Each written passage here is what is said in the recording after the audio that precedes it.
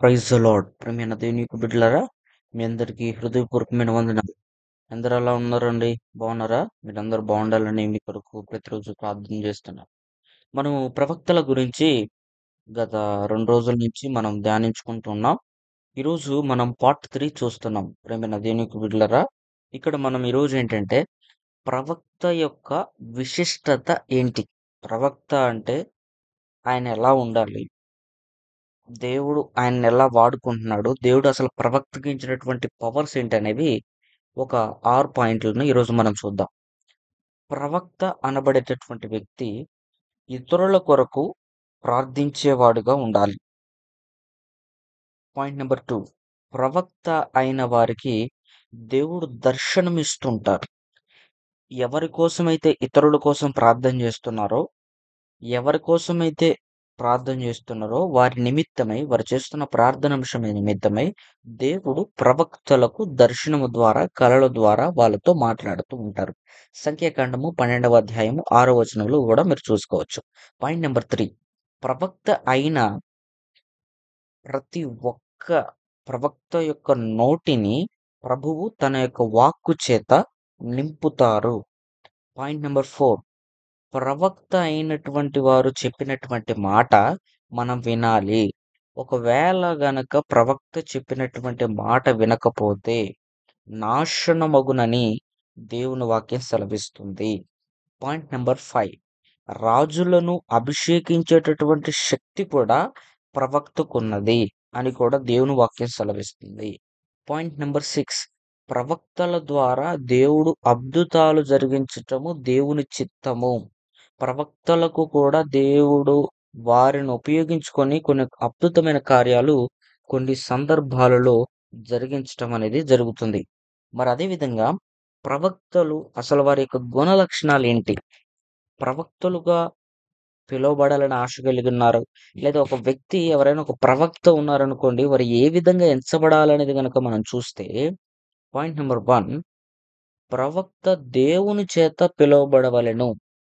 వారికి ఏదో ప్రవచనం అని చాలామందేందంటే, వారి మనసులో ఒకటనుకుంటారు. ప్రార్థన జేసినప్పుడు వాళ్ళ మనసుకు తోచింది, లేతే వాళ్ళ స్వంత ఆలోచనల చేత ప్రవచనాలు జెప్పటం, మోసాలు జేయటం అనేది మనం చూస్తున్నాం. మనం చూసినట్లయితే, మనం రోజువారీ జీవితంలో కూడా మనం గమనించినట్లయితే, ఎందరో వ్యక్తులు క్రైస్తవంలోను చాలా పెద్ద పెద్ద సేవకులందరూ గూడా ప్రవచనాలు చెప్పారు. అవన్నీ గూడా కొన్ని ఫెయిలయ్యాయి.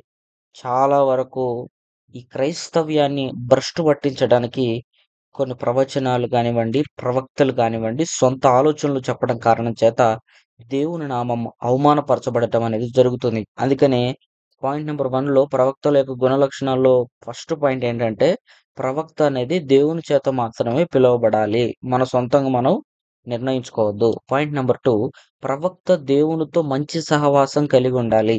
మంచి సహవాసం కలిగుండాలి అనంటే అర్థం ఏందంటే, దేవునితో ఎక్కువ సేపు గడపాలి, ప్రార్థనలు చేయాలి, దేవునితో నిమగ్నమైపోవాలి, దేవుడు మనతో మాట్లాడాలి అనేది అర్థమొస్తుంది. పాయింట్ నంబర్ 3 ఏంటంటే, ప్రవక్త మంచి కుటుంబ జీవితమును కలిగి ఉండవలెను. ప్రవక్త అనబడేటువంటి వారు మంచి కుటుంబ జీవితాన్ని కలిగి ఉండాలి. దైవ బలి దైవ భయం కలిగి ఉండాలి.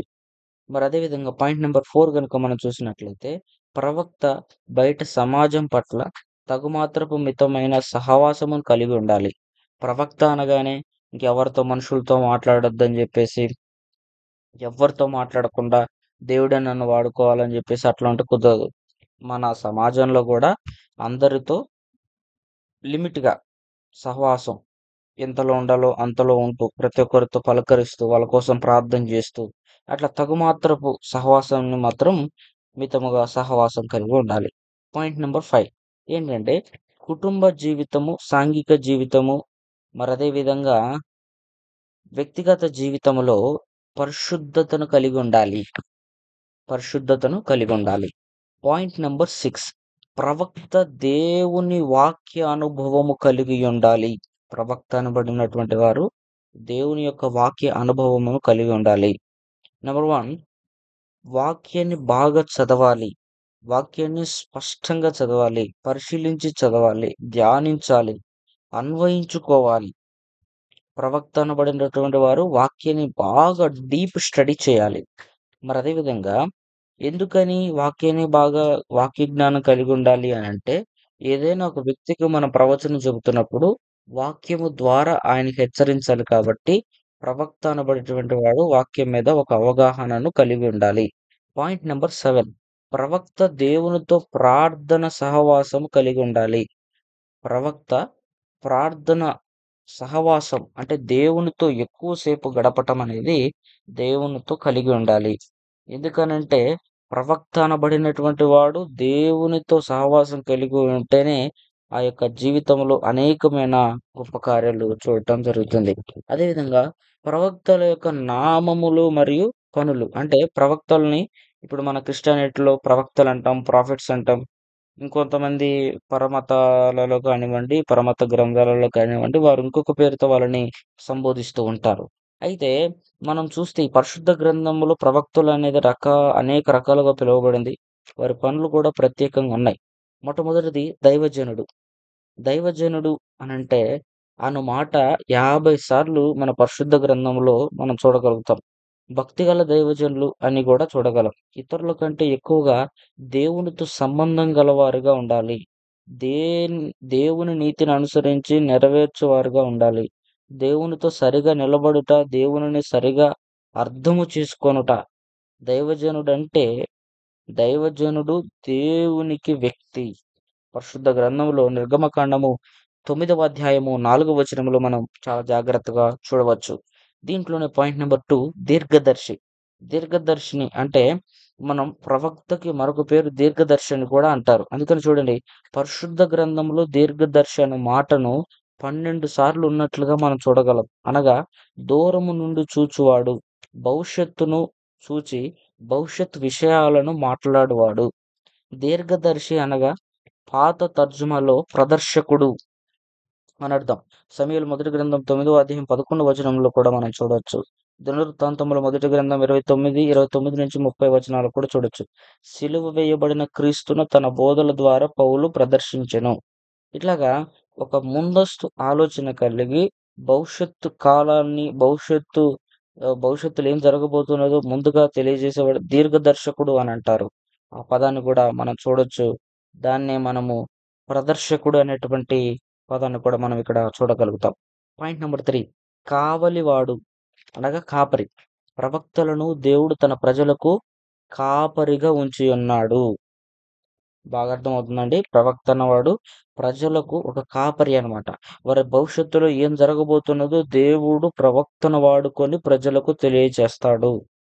అందుకనే ఇక్కడ చూసినట్లయితే మనము ప్రతి విశ్వాసి తను తాను కాపాడుకోవాలి. తెస్సలోనికి రాసినటువంటి మొదటి పత్రిక 4వ అధ్యాయం 3వ వచనంలో కూడా మనం ఇక్కడ చూడగలుగుతాం. కావలివాడు ప్రవక్త అనేటువంటి వాడి యొక్క పనేంటంటే కావలివాడనమాట. ప్రజల కొరకు నిత్యం ప్రార్థించటం, వాళ్ళ బాగోగుల కొరకు ప్రార్థన చేయటం, ఆ! వాళ్ళ జీవితంలో ఏం జరగబోతుంది, భవిష్యత్తులో ఏం జరగబోతుంది, వాళ్ళ గురించి హెచ్చరిస్తూ, దేవుని దగ్గర మొరపెడుతూ, కన్నీటితో మొరపెడుతూ, దేవునితో సహవాసం కలిగుండి, దేవుడు చెప్పిన మాటలను దేవుని ప్రజలకు ఉన్నదున్నట్లుగా తెలియచేయటమే ప్రవక్త యొక్క పనిగా మనం చూడగలుగుతున్నాం. పాయింట్ నంబర్ 4, దేవుని సేవను సక్రమంగా జరిగించువారై ఉండాలి. ప్రవక్తలైన తన సేవకులందరినీ దేవుడు వారి యొద్దకు పంపటం జరుగుతుంది. మరి అదే విధంగా ప్రతి ఒక్కరూ తమకు అప్పజెప్పినటువంటి పరిచర్యను సంపూర్ణముగా పరిచర్య చెయ్యాలి. మరి అదే విధముగా పాయింట్ నంబర్ 4, పాయింట్ నంబర్ 5 గనక మనం చూస్తే యెహోవా దూతలు. యెషయా గ్రంథము 44వ అధ్యాయము 26వ వచనము, మలకీ గ్రంథము 3వ అధ్యాయం 1వ వచనంలో కూడా మనం చూడొచ్చు. దూత అనగా వర్తమానికుడు. దేవుని వర్తమానమును ప్రజలకు అందించువాడు. అధికారముగా చెప్పువాడు. రాయబారి. బాగా వినండి. దూత అనగా వర్తమానికుడు. దేవుని వర్తమానమును ప్రజలకు అందించువాడు. అధికారముగా చెప్పువాడు రాయబారి. కొరింథీయులకు రాసిన 2వ పత్రిక 5వ అధ్యాయం 20వ వచనంలో మనం చూడగలుగుతాం. అంటే దేవుడు దగ్గర నుంచి ఒక సమాచారాన్ని ప్రజలకు చేరవేసేటటువంటి ఒక రాయబారి అన్నమాట. ఒక పోస్ట్ మ్యాన్ అనుకోండి ఉదాహరణకు. ఆయన ఏ విధంగా అయితే మనం లెటర్ రాస్తే ఇతరుల వ్యక్తికి మనకు మధ్యలో ఒక పోస్ట్ మ్యాన్ ఉంటాడు. మనం రాసినటువంటి ఉత్తరాన్ని ఆయనకి అందిస్తా ఉంటాడు. అట్లాగే దీంట్లో కూడా యెహోవా దూతలులాగా ప్రవక్త పనిచేయవలసి ఉంటుంది. పాయింట్ నంబర్ 6, దర్శనములు చూచువారు దర్శనముల ద్వారానే ప్రవచన వాక్యములను నమ్మవలెను. కేవలం దర్శనములు పొంది దాని మీదనే ఆధారపడక దేవుని వాక్యం మీద కూడా ఆధారపడాలి. దేవుడు ఒక దర్శనాన్ని ఇక్కడ మనం ఒకటి గమనించాలి ఏంటంటే, మనకొచ్చిన ప్రతి దర్శనాన్ని మనం నమ్మొద్దు. మనకొచ్చినటువంటి దర్శనము వాక్యానుసారంగా ఉందా లేదా అనేది మనం పరీక్షించుకోవాలి.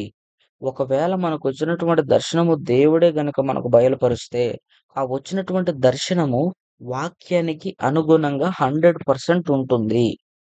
అందుకని చూడండి, పాయింట్ నంబర్ 7, ప్రకటించువారు. దేవుడు బయలుపరిచిన దానిని ప్రజలకు ప్రకటించువారుగా ఉండాలి. పాయింట్ నంబర్ 8, గాయకులుగా ఉండాలి. పాటలు రచించి మరి పాట పాడినట్లుగా కూడా మనం చూడగలుగుతాం. అంటే ప్రవక్త అయినటువంటి వారు. హెచ్కేలు 33 అధ్యాయం 32 వచనంలో కూడా మనం చూడగలుగుతాం. దినవృత్తాంతములు 2వ గ్రంథం 29 అధ్యాయం 30 వచనంలో కూడా మనం చూడగలుగుతాం. పాయింట్ నెంబర్ 9, చరిత్రకారులు కూడా మనకు చాలా మంది ప్రవక్తలు మన బైబిల్‌లో చూడగలిగాం. యెషయా, ఇర్మియా, దానియేలు, యోనా, హగ్గయి మొదలగు వారి ప్రవచనాలు అనేక చారిత్రాంశములు కూడా కలవు. ఇట్లాగా చాలా మంది గొప్ప భక్తులు కూడా మనం బైబిల్‌లో చూడగలుగుతున్నాం. పాయింట్ నెంబర్ 10, ధర్మశాస్త్రోపదేశకులు. ఈ ప్రవక్తలుగా పిలువబడుతున్నటువంటి వారు ధర్మశాస్త్రాన్ని ప్రకటించేటటువంటి వారుగా, దేవుని వాక్యాన్ని అనేక రకాలుగా డీప్‌గా వాక్యాన్ని తెలుసుకొని దేవుని ప్రజలైనటువంటి వారికి వాక్యాన్ని తెలుసుకొని ఉన్నదున్నట్లుగా బోధించేటటువంటి వారుగా, దేవుని కుమారులైనటువంటి దేవునితో సహవాసం కలిగి ఉంటున్నటువంటి ఈ ప్రవక్తలుగా పిలువబడుతున్నటువంటి వారి యొక్క పనులు, వారి యొక్క నామములు కూడా వివిధ రకాలుగా పిలవటం జరుగుతుంది. కానీ వాళ్ళ యొక్క కర్తవ్యము, వారి యొక్క పని మట్టుకు ఒకటే. ఏంటంటే ప్రార్థన చేయటం, ఇతరుల గురించి ప్రార్థన చేయటం, వారి గురించి దేవుడు బయలుపరిచిన విషయాలను వాళ్ళ దగ్గరికెళ్ళి చెప్పటం. దేవుడు ప్రవక్తను ఉపయోగించుకొని దేవుడు అద్భుతమైన కార్యాలు చేయటం దేవుని చిత్తం. దేవుని చిత్తంలో ఆయన ప్రవక్తను అనేక మందిని అభిషేకించేటటువంటి ఆ శక్తి కూడా దేవుడు ప్రవక్తకి ఇచ్చాడు. కాబట్టి ప్రియమైన దేవుని బిడ్డలారా, ఈ ప్రవక్తలు దీని గురించి మనం ఈరోజు పార్ట్ 3లో మనం చూసుకున్నటువంటి రీతిగా ఓవరాల్‌గా ఒకటేంటంటే, ప్రవక్త అనబడినటువంటి వాడు దేవుడి చేత ఎన్నుకోబడాలి. ఆయన చెప్తున్నటువంటి ప్రవచనాలు, ఆయన చెప్తున్నటువంటి వాక్యము బైబిల్ అనుసారంగా ఉందా లేదా? బైబిల్‌లో ఆ వాక్యం ఉందా లేదా? అనేది మనం తెలుసుకోవాలి. అంతేగాని ప్రతి ప్రవక్త దగ్గరికెళ్ళి దేవుడు నీతో మాట్లాడుతున్నాడు, దేవుడు నీకు అద్భుతం చేయబోతున్నాడు, దేవుని జీవితాల ద్వారాలు తెరవబోతున్నాడు అనగానే చప్పట్లు కొట్టుకుంటూ వచ్చి ఆనందపడిపోయి ఆ! ఆయన సంఘానికి వెళ్తూ ఉండటం అనేది ఒక క్రైస్తవుడుగా, క్రైస్తవురాలుగా నీకు తగినది కాదు. గుర్తుపెట్టుకో. ప్రవక్తకు ఇన్ని రూల్స్ అండ్ రెగ్యులేషన్స్ ఈరోజు బైబిల్ చెప్తుంది. కానీ ఈనాడు క్రైస్తవంలో ఉన్నటువంటి ప్రవక్తలు ఎంత దౌర్భాగ్యమైనటువంటి పరిస్థితులలోకెళ్లారు అనంటే, దేవుడు బయలుపరచకపోయినప్పటికీ స్వంత ఆలోచనలను కల్పితం చేసుకొని, ఉన్నవి లేనివి అన్నీ గూడా పబ్లిక్ మీటింగ్‌లలో, మహాసభలలో చెప్పి క్రైస్తవ్యాన్ని భ్రష్టు పట్టించడానికి ఈరోజు చాలామంది ప్రవక్తలు బయలుదేరారు. కనుక విశ్వాసముతో దేవుని వాక్యం కలిగినటువంటి బిడ్డలుగా మీరు వారందరిని గుర్తించి ముందస్తు జాగ్రత్తగా ప్రార్థనలో ఎదగాలని ప్రేమపూర్వకంగా తెలియజేసుకుంటూ ముగిస్తున్నాను. అందరికీ ప్రైజ్ ది లార్డ్. ఈ యొక్క వాక్యాన్ని మీరు విన్నటువంటి మీరందరూ కూడా అనేక మందికి షేర్ చేయండి, సబ్స్క్రైబ్ చేయండి. మీ యొక్క సందేహాలను కామెంట్ బాక్స్‌లో తెలియజేయండి. Praise the lord.